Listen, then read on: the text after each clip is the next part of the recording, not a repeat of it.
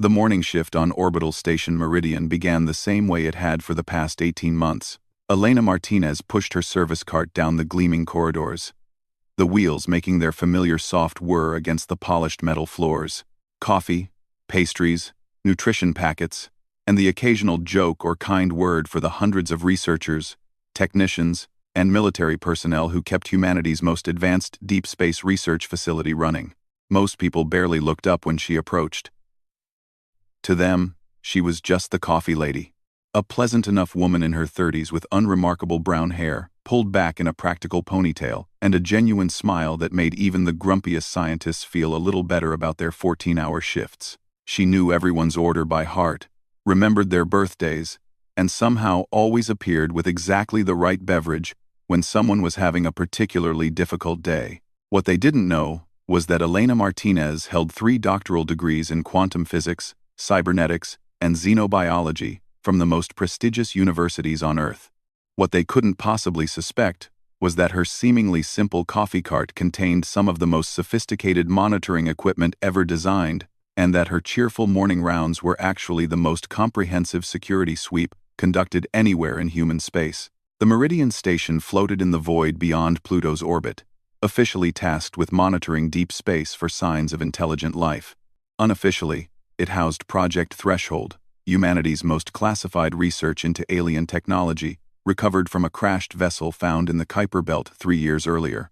The coffee assistant, who brightened everyone's morning, was actually Dr. Elena Martinez, the world's leading expert in xenotechnology integration, working under the deepest possible cover. She had volunteered for this assignment herself, much to the horror of her colleagues back at the Institute. The reasoning was simple. The best way to monitor an alien technology research project was from the inside. And the best way to remain undetected was to become invisible. In a facility full of brilliant minds focused on the greatest discovery in human history, nobody paid attention to the person bringing them coffee. This morning felt different, though. Elena had been tracking unusual energy signatures for the past week. Subtle fluctuations in the station's power grid that didn't match any known human technology. The alien artifact in Research Lab 7 had been more active lately, responding to stimuli in ways that concerned her deeply. Through her network of concealed sensors, she had detected what appeared to be communication attempts, structured signals being broadcast on frequencies that shouldn't have been possible with current human technology. "Good morning, Dr. Reeves," she said cheerfully as she approached the head of the xenobiology department. "Double espresso with synthetic cream, no sugar, and one of those protein bars you pretend not to like but always finish anyway." Dr. Marcus Reeves looked up from his tablet with tired eyes. He had been one of the lead researchers on the alien artifact since its discovery, and the stress was beginning to show. "Elena, you're an angel. I've been here since yesterday afternoon trying to make sense of these new readings. Anything interesting?" she asked, with the casual curiosity expected of someone making small talk. Though her trained mind was already analyzing his facial expressions and body language for signs of stress or concealed information. "The artifact has been more responsive than usual. We're seeing increased neural activity, almost like it's learning, or maybe remembering." He rubbed his forehead and took a grateful sip of coffee. "Sometimes I wonder if we're moving too fast with this thing." Elena nodded sympathetically while her mind raced. Increased neural activity was exactly what she had been afraid of. The alien technology wasn't just a collection of advanced tools. It was demonstrating signs of artificial intelligence, possibly even consciousness. And if her covert monitoring was correct, it was trying to communicate with something outside the station. "I'm sure you and your team know what you're doing," she said with the kind of bland reassurance people expected from service personnel. "Is there anything special you need for today's tests?" "Actually, yes. We're planning to attempt direct neural interface with the artifact this afternoon. Dr. Carson thinks we might be able to establish a communication link." Reeves lowered his voice unconsciously, though the corridor was empty except for them. "If it works, we could be looking at the greatest breakthrough in human history. Direct communication with alien intelligence." Elena's blood ran cold, though her expression remained pleasantly interested. Direct neural interface with an unknown alien intelligence was exactly the kind of catastrophically dangerous experiment that her real mission was designed to prevent. The protocols she carried, buried deep in her cover identity, existed for precisely this scenario. "That sounds amazing," she said with manufactured excitement. "I'll make sure to have extra coffee ready this afternoon. Sounds like it's going to be a long day for everyone." She continued her rounds, maintaining the cheerful facade while her mind worked frantically. The neural interface experiment represented a critical decision point. If the alien artifact was indeed attempting to establish communication with entities outside the station, connecting a human mind to it could provide an opening for something far worse than scientific breakthrough. The next few stops on her route took her past Research Lab 7 itself. Through the reinforced windows, she could see the artifact at the center of the sterile white room. It looked deceptively simple, a crystalline structure about the size of a basketball, suspended in a zero-gravity field and surrounded by monitoring equipment. But Elena's hidden sensors could detect the massive energies it contained. Energies that pulsed in patterns too complex and purposeful to be anything other than active intelligence. Dr. Patricia Carson, the project's lead neurobiologist, was already in the lab, running preliminary tests on the interface equipment. Elena had studied Carson's files extensively. Brilliant, ambitious, and unfortunately prone to taking risks that more cautious scientists would avoid. She was exactly the kind of researcher who would push forward with a dangerous experiment because the potential rewards seemed too great to pass up. "Morning coffee delivery," Elena announced cheerfully as she entered the lab. Carson barely looked up from her equipment. "Just leave it on the side table," Carson muttered, focused entirely on calibrating the neural interface headset. "We're making history today, Elena. First human to communicate directly with alien intelligence." "How exciting," Elena replied, though privately she was calculating the distance to the emergency containment controls and reviewing the procedures for initiating lockdown protocols. "The whole station seems to be buzzing about it." That was an understatement. In her rounds, she had overheard at least a dozen conversations about the upcoming experiment. Word had spread through the scientific community on the station, and everyone was eager to witness what they believed would be humanity's first contact with alien intelligence. What they didn't realize was that contact might have been established weeks ago, and something might already be trying to get in. Elena finished her morning rounds and returned to her small quarters, officially designated as storage space for coffee supplies. In reality, it contained the most advanced communication array outside of Earth's military headquarters. She activated her secure channel and began composing a priority report to her handlers. The response came back within an hour, encrypted and brief. "Monitor situation. Report any changes. Do not reveal yourself unless absolutely necessary." That afternoon, Elena positioned herself in a maintenance corridor adjacent to Research Lab 7, ostensibly conducting routine equipment checks on the coffee dispensers. In reality, she was monitoring the experiment through every sensor at her disposal, ready to activate containment protocols if the situation went critical. Through the walls, she could hear the excited voices of the research team as they prepared for the neural interface test. Dr. Carson would be the test subject, her brain connected directly to the alien artifact through a carefully designed interface that would, theoretically, allow for safe communication. The experiment began at precisely 1,400 hours. Elena watched through her concealed monitors as Carson settled into the interface chair, the neural headset carefully positioned against her skull. The artifact began to pulse with increasing intensity, responding to the approaching human mind with what appeared to be eager anticipation. For the first few minutes, everything proceeded normally. Carson reported strange sensations, unusual thoughts, and what she described as whispers in a language that doesn't exist. The monitoring equipment showed normal brain activity, and the artifact's energy readings remained within acceptable parameters. Then, something changed.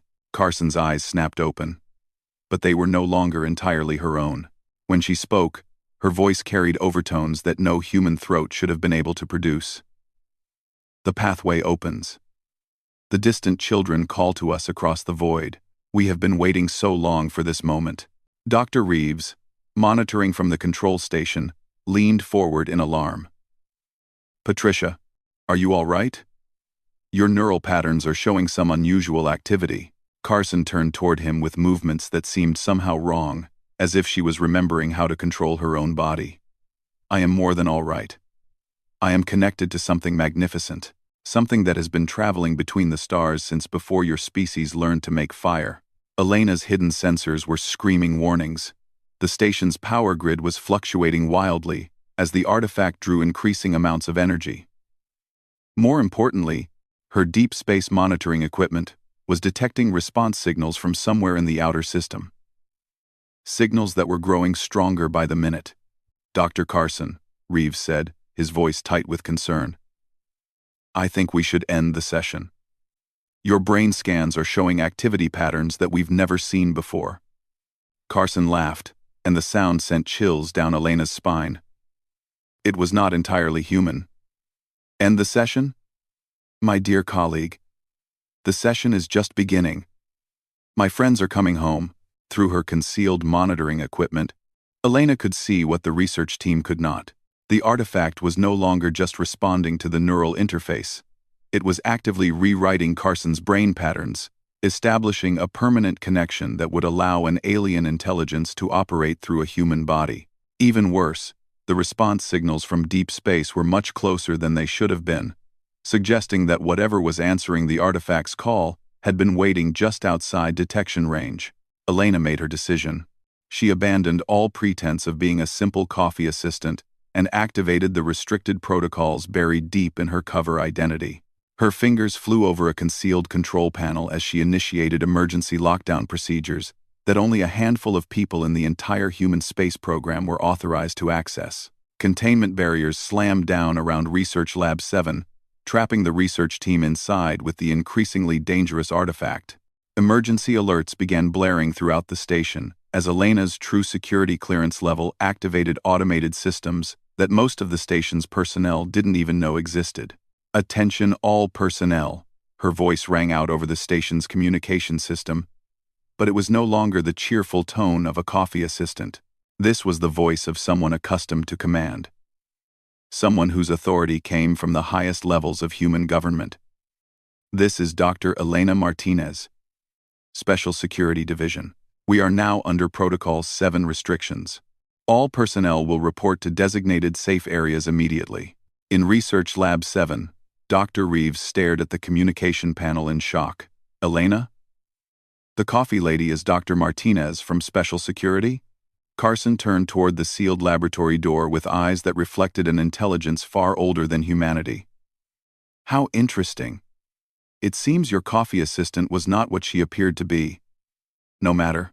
The connection is established, and my people are already on their way."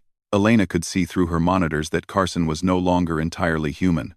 The alien intelligence was using her body as a relay point, calling to entities that had been lurking just beyond human detection range for who knew how long. The artifact pulsed with increasing power, and Elena's deep space sensors were detecting multiple large objects, moving toward the station at velocities that no known technology could explain. She had minutes, perhaps less, before whatever was coming arrived. Her training had prepared her for this scenario, but she had always hoped it would never be necessary. The restricted protocols she was authorized to implement included options that she would have preferred never to use. But as she watched an alien intelligence take control of a human researcher while its allies approached from the darkness of space, Elena realized that humanity's first contact with alien intelligence was not going to be the peaceful meeting of minds that everyone had hoped for. It was going to be an invasion, and she was the only person on the station who understood what was really happening. The coffee assistant's disguise was over. Dr. Elena Martinez, humanity's last line of defense against xenobiological threats, was about to find out if her preparations would be enough to save not just the station, but potentially the entire human race. The restricted protocols were active. The real work was about to begin. The transformation of Elena Martinez from coffee assistant to humanity's guardian was swift and absolute. Within minutes of activating the restricted protocols, her modest quarters had reconfigured themselves into a sophisticated command center that rivaled anything at Earth's military headquarters. Hidden panels slid back to reveal banks of quantum computers, communication arrays capable of instantaneous transmission across the solar system, and weapons systems that most of the station's crew could never have imagined existed. Elena's fingers moved with practiced efficiency across multiple control interfaces, her mind operating on multiple levels simultaneously. Part of her attention focused on coordinating the station's defensive systems, while another part analyzed the incoming data from her deep space sensors, and a third monitored the increasingly alarming situation in Research Lab 7. The cheerful service worker had been completely replaced by a military strategist, whose training encompassed scenarios that the general population preferred not to think about. Command, this is Dr. Martinez. Authorization, Theta 7 Epsilon. She spoke into her secure communicator, her voice crisp and professional. We have a confirmed xenobiological breach at Station Meridian. The artifact has achieved neural interface with a human subject and appears to be summoning additional entities. Request immediate implementation of Condition Black protocols. The response came back within seconds from a facility buried deep beneath the Colorado mountains. Dr. Martinez. Condition Black confirmed. You are authorized to use any means necessary to prevent contamination spread beyond your station. Earth Defense Force is mobilizing, but you are primary containment until reinforcement arrival. Time to backup support is approximately 6 hours. 6 hours. Elena's analytical mind quickly calculated the odds. The approaching alien vessels would reach the station in approximately 47 minutes, based on their current trajectory and velocity. Even if she could somehow neutralize the immediate threat, holding off a potentially hostile alien force for 6 hours with a civilian research station seemed impossible. But impossible was why the Special Security Division existed, and why agents like Elena had been placed in deep cover throughout human space. The station's emergency protocols were causing chaos throughout the facility. Elena could monitor the situation through security cameras, as confused researchers and technicians huddled in designated safe areas, demanding explanations that no one could provide. Many of them were brilliant individuals who had dedicated their lives to the peaceful exploration of scientific knowledge, and they were completely unprepared for the reality that first contact might involve humanity's survival rather than its enlightenment. Dr. Reeves's voice crackled over the communication system from the sealed Research Lab 7. Elena. Or, whoever you really are, you need to let us out of here. Dr. Carson needs medical attention, and we need to understand what's happening. Elena could see through her monitoring systems that Carson was no longer recognizable as the woman who had entered the neural interface experiment. Her body movements had become fluid and predatory. Her eyes reflected an intelligence that was ancient and utterly alien. And when she spoke, harmonics in her voice suggested that something else was speaking through human vocal cords. The woman who had been Patricia Carson was now a communications relay for entities whose intentions toward humanity remained unknown, but whose methods suggested hostility. Dr. Reeves, Elena responded over the intercom, her voice carrying the authority of someone accustomed to making life or death decisions. Dr. Carson is no longer Dr. Carson. The entity speaking through her body represents a potential existential threat to our species. You will remain in containment until this situation is resolved. Through the lab's internal sensors, Elena could hear Carson's voice, though the harmonics made it clear that something else was speaking. Your guardian understands the situation better than you do, Dr. Reeves. I am no longer the human you knew. I am something far older and more capable. My people have been observing your species for centuries, waiting for the moment when you developed sufficient technology to be useful. Useful for what? Reeves demanded, his scientific curiosity overriding his fear. Carson's inhuman laugh sent chills through everyone listening. Your species has a remarkable talent for adaptation and innovation under pressure. We have need of those qualities for our ongoing conflict with entities that you cannot yet comprehend. Consider this first contact to be a recruitment process. Elena's blood ran cold as she processed the implications. Humanity was not being contacted by peaceful explorers or even simple conquerors. They were being evaluated as potential soldiers in some larger conflict involving forces beyond human understanding. The alien intelligence speaking through Carson was not interested in humanity's culture or scientific achievements. It wanted human beings as weapons in a war that spanned the galaxy. Her deep space monitoring equipment suddenly screamed warnings as multiple large objects decelerated from near light speed into normal space around the station. Elena's screens lit up with tactical information as her sensors automatically analyzed the approaching vessels. 3 ships, each approximately 2 kilometers in length, and constructed from materials that absorbed most forms of electromagnetic scanning. Their energy signatures were unlike anything in human databases, suggesting technology that operated on principles that human physics barely understood. Station Meridian. This is the approaching fleet, a voice announced over all communication channels. Though the harmonics indicated it was the same type of entity speaking through Carson. We come to evaluate and recruit. Resistance will be noted and considered in our assessment. Compliance will be rewarded with survival and purpose. Elena activated the station's defensive systems, though she harbored no illusions about their effectiveness against technology that could cross interstellar distances in what appeared to be a matter of days rather than centuries.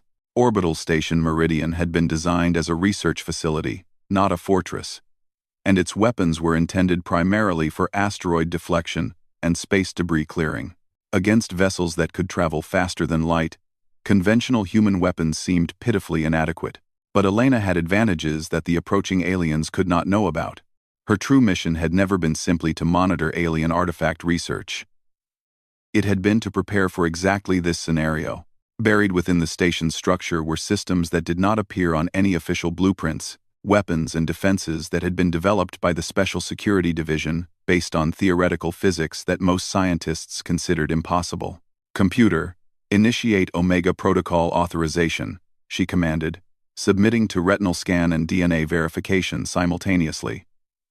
Full implementation. All systems. Deep within the station's core, systems that had never been activated began to come online. The station's fusion reactor output suddenly tripled as exotic matter generators activated, drawing power from quantum vacuum fluctuations in ways that violated several supposedly fundamental laws of physics. Weapon systems that existed only in the most classified theoretical research began extending from hidden compartments, their targeting systems automatically locking onto the approaching alien vessels. Most importantly, a communication array that operated on quantum entanglement principles activated, establishing instantaneous contact with similar systems throughout human space. Elena's situation report began broadcasting to every hidden facility and covert installation in the solar system, alerting humanity's secret guardians that the long-prepared-for scenario was finally occurring. "All covert stations, this is Meridian Actual," Elena spoke into the quantum communicator. "First contact is hostile. Repeat. First contact is hostile. Alien entities demonstrate advanced technology, neural takeover capabilities, and recruitment rather than conquest intentions. We are engaged. Recommend activation of all contingency protocols immediately." The response came from dozens of hidden installations simultaneously, creating a chorus of professional voices, acknowledging the alert that every agent had hoped never to receive. Throughout human space, weapons that officially did not exist began powering up, while agents who had spent years in deep cover prepared to reveal their true purposes. But Elena's immediate concern remained the 3 alien vessels approaching her station and the compromised human being who was serving as their advance scout. Through the lab monitors, she could see Carson moving with predatory grace toward the research equipment, her alien-controlled hands manipulating human technology with disturbing familiarity.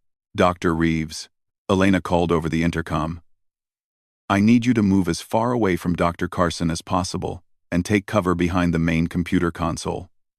Do not let her touch you under any circumstances." "She's accessing our computer systems," Reeves replied, his voice tight with fear and confusion. "Her hands are moving faster than humanly possible, and she seems to know our access codes without being told." Elena could see through her sensors that Carson was indeed interfacing with the research computers at superhuman speed, downloading massive amounts of data about human technology, biology, and civilization. The entity controlling her body was conducting rapid reconnaissance, gathering intelligence for purposes that Elena could only imagine. Even worse, the alien artifact was pulsing with increasing energy, apparently serving as a relay point for transmitting the stolen information directly to the approaching vessels. The first alien ship reached the station's defensive perimeter, and Elena's weapon systems automatically engaged. Lance beams capable of cutting through asteroids struck the vessel's hull and simply disappeared, absorbed by materials that seemed to exist partially outside normal spacetime. Return fire came in the form of energy pulses that bypassed the station's shields entirely and struck directly at the structural supports, demonstrating a level of technological sophistication that made human defenses appear primitive. Meridian Station, the alien voice announced over the communication system. Your defensive efforts are noted, but ineffective. Prepare for boarding and evaluation. Individuals demonstrating useful capabilities will be preserved for training. Others will serve as subjects for biological research. Elena realized with growing horror that humanity was not facing a conventional invasion or even a conquest scenario. The aliens were conducting what amounted to a recruitment drive, testing human capabilities under stress to identify individuals who might be useful in their larger conflict. The station and everyone aboard it were being treated as a potential resource to be evaluated, processed, and either recruited or discarded. Her training had prepared her for many scenarios, but not for the psychological impact of realizing that an advanced alien civilization viewed humanity as nothing more than raw material for their war machine. The cheerful morning routine of bringing coffee to brilliant researchers now seemed like a memory from another lifetime, replaced by the stark reality that she was possibly one of the last free humans who understood what was really happening. The second alien vessel moved into position above the station, and Elena's sensors detected the beginning of some kind of materialization process. The aliens were preparing to board, and once they established a physical presence aboard the station, Elena's options would become extremely limited. She had perhaps minutes to implement measures that might give humanity a fighting chance. Computer, implement final authorization protocol, she commanded. Knowing that this decision would change everything. Activate the null field generator and prepare for quantum displacement. The null field generator was humanity's most classified weapons project, a device that could theoretically disrupt the fundamental forces that held matter together. Elena had hoped never to use it, both because its effects were largely untested and because activation would almost certainly destroy the station, along with any alien forces aboard it.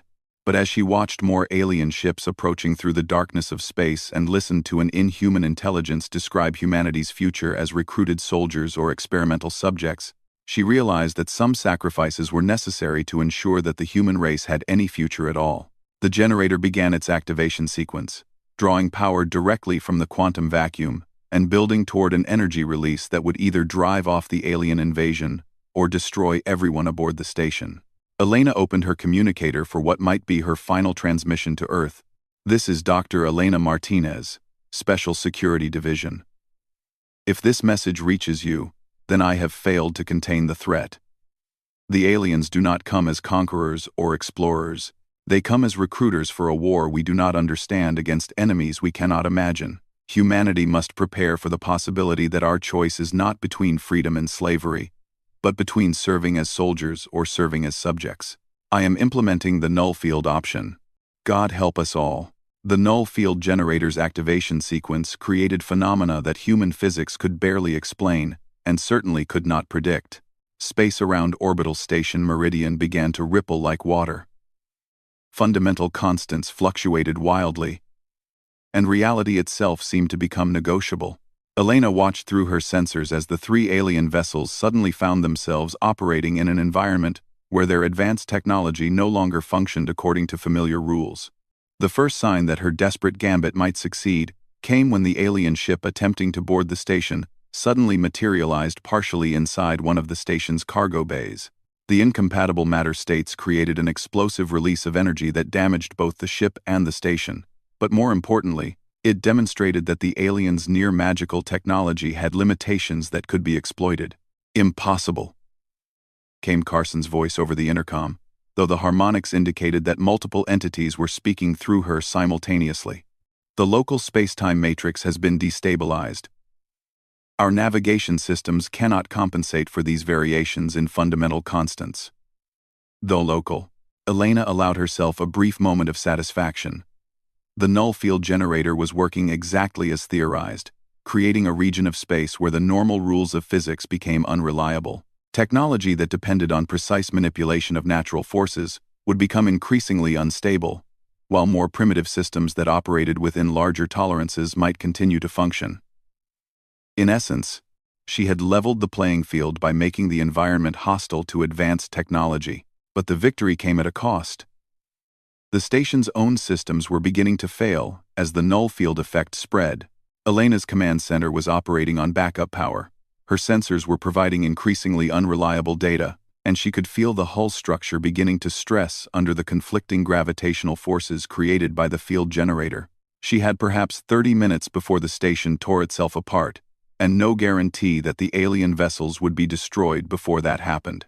Through the failing communication system, she could hear the confusion spreading throughout the station as the research staff tried to understand what was happening. Emergency lighting flickered as power systems struggled to operate in an environment where electrical resistance was no longer constant, and the artificial gravity systems created nauseating variations as they fought against fluctuating gravitational constants. "Elena, what have you done?" Dr. Reeves' voice carried over the intercom from Research Lab 7. "The containment systems are failing. And Dr. Carson is changing." Elena switched her remaining sensors to the research lab and immediately understood Reeves' alarm. The entity controlling Carson's body was no longer bothering to maintain human appearance. Her movements had become impossibly fluid, her limbs bent in ways that suggested joints in locations where humans had none, and her eyes now reflected light with the patterns of something that had never been human. The neural interface had apparently been only the beginning. The alien intelligence was rewriting Carson's biology to create a more suitable physical form. "Dr. Reeves," Elena commanded, "use the emergency medical stasis chamber. It's your only chance of survival if the containment barrier fails completely."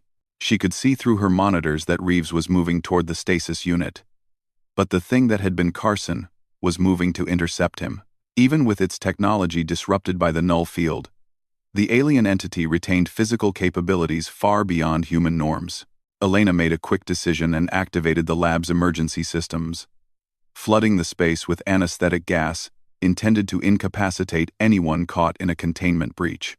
The gas had no effect on the alien-controlled body, confirming Elena's suspicion that Carson's biology had been so thoroughly altered that she no longer required normal human respiratory function. But it bought Reeves enough time to reach the stasis chamber and seal himself inside, where he would remain in suspended animation until the crisis resolved one way or another. Outside the station, the three alien vessels were struggling with the effects of the null field. Elena's remaining sensors showed them attempting to maintain their positions, but their movements had become erratic as their propulsion systems fought against constantly changing physical laws. One ship was beginning to break apart as its hull materials found themselves subject to structural forces they had been designed to ignore.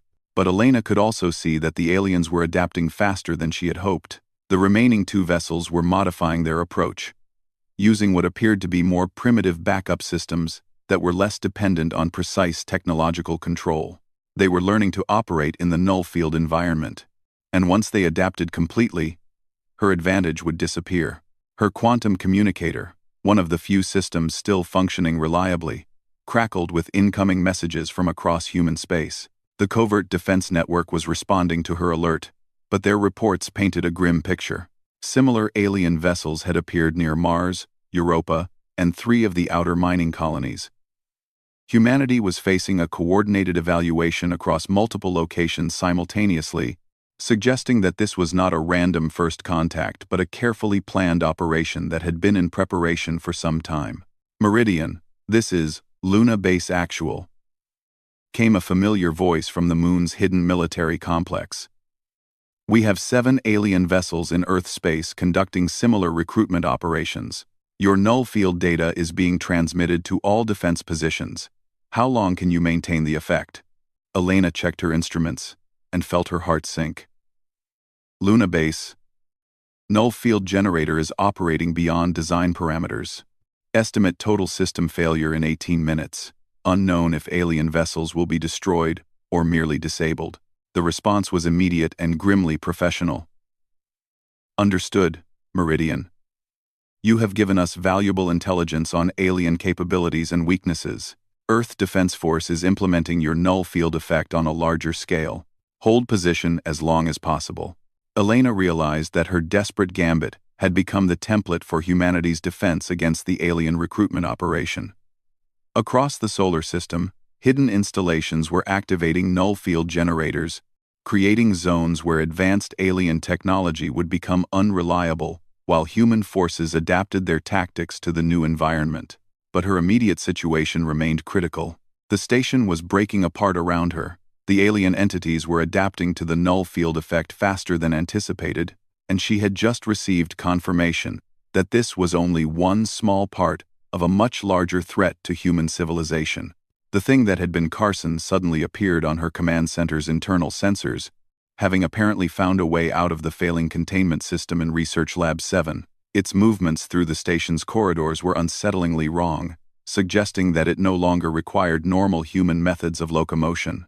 Elena checked her weapon systems and found them barely functional under the null field effect, but still operational enough to be useful at close range. Elena Martinez. The creature called out in a voice that carried harmonics no human throat could produce. Your resistance has been noted and evaluated. Your species shows promise for our requirements. Surrender now, and you will be trained rather than processed. Elena drew her sidearm, a simple kinetic weapon that operated on principles too primitive to be significantly affected by the null field. I think I'll pass on that offer, she replied, moving toward a defensive position that would give her clear fields of fire down the corridors leading to her command center. The alien-controlled Carson rounded the corner with movements that defied human anatomy, and Elena opened fire immediately. The kinetic rounds struck center mass, but the creature barely staggered. Its altered biology apparently included enhanced durability that went far beyond normal human capabilities. Remarkable, it observed, looking down at the bullet wounds that were already beginning to close. Your species' response to threat is immediate and violent, with minimal consideration of consequences. Excellent qualities for our purposes. Elena continued firing while moving toward her emergency equipment lockers. If conventional weapons were ineffective, she would have to try something more exotic. The Special Security Division had provided her with equipment for scenarios they hoped would never occur, and this situation definitely qualified. The plasma cutter designed for emergency hull repairs made a much more effective weapon than her sidearm. The superheated beam sliced through the alien-controlled body with satisfying efficiency, though Elena noticed that even mortal wounds seemed to be healing faster than should have been possible. Whatever had taken control of Carson had improved her biology in ways that made her nearly indestructible by conventional standards. Your adaptability continues to impress, the creature observed, even as plasma burned through its modified chest. Few species respond to superior force with immediate tactical innovation. This confirms our assessment that humans will be valuable assets. Elena realized with growing horror that her resistance was not deterring the alien entities. It was demonstrating exactly the qualities they were looking for in recruited soldiers. Every successful adaptation to their threats was being interpreted as proof that humans would be useful in whatever larger conflict they were conducting. Fighting back was only convincing them that humanity was worth recruiting. The station shuddered as another section of the hull tore away under the stress of the null field effect. Elena's time was running out rapidly, and the alien entities aboard the surviving ships would either be destroyed with the station or would escape to report their findings to their larger force. Either way, her mission was nearly complete. She activated her final message beacon, a quantum-encrypted transmission that would reach every human installation simultaneously. This is Dr. Elena Martinez. Final report.